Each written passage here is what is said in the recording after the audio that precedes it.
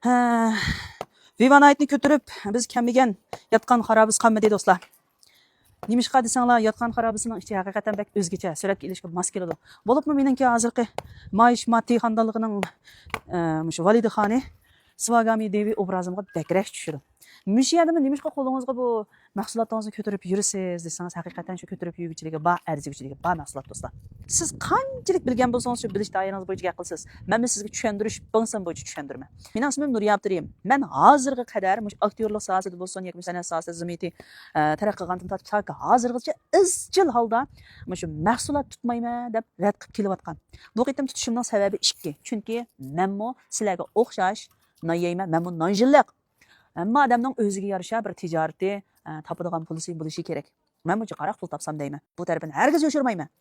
Ikkinchisi, mahsulot haqiqatan o'zimgimi, atrofimdagilargami, hatto mening urug' tuqqanlarimga foyda qilgan yer bor do'stlar. Shunga men buni tutdim. Uchinchisi nima desanglar, bu mahsulot Turkiyaning Malatya degan yerdan kiradigan import mahsulot. Uning ustiga Jungo davlatimiz buning rasmiyatlarini barliq chegaradan kirish ko'rgansizlar mana chegaradan kirish rasmiyatlaridan tortib buning yemeklik bexatarlik ijozatnomalarigacha to'liq bo'lgandan sirt yana butkul goji degani tushunsizlar, dunyoviy yemeklik bexatarlik ijozatnomasigacha to'liq.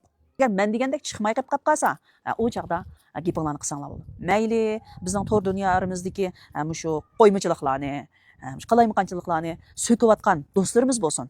Maxsus shunday yemeklik bexatarlik ijozatnomalarini tasdiqlaydigan organlar bo'lsin. Rasmiyatlari to'liq do'stlar. Shunga men nihoyat yuraklik holda shu artist saytimda shundaqla o'zimning dedim, ismim Nuriya deb o'zimning ismini atab turib, hatto o'zim yeganliklarimdan tortib deb turib sizlarga tushuntirib so'zlayapman. Shunga men buningda hech qanday bir qo'rqinchim yo'q. Mening qo'ymichi deyotgan do'stlar tekshirib yiqib, bo'lsa isbotinglar bilan desam men xush bo'lib ketaman. Men tuzib olaman chunki. Undan keyin Vanxunglar 2 kundan Vanxung bo'lib bo'lgandan keyin pul topadigan taraf qarab yuzlandiga deysizlar. Yana desam yana shu. Qaysi birsimizning pul topqisi yo'q. Menimi topqim bor? Dedim-ku, hamma odam nonjillik.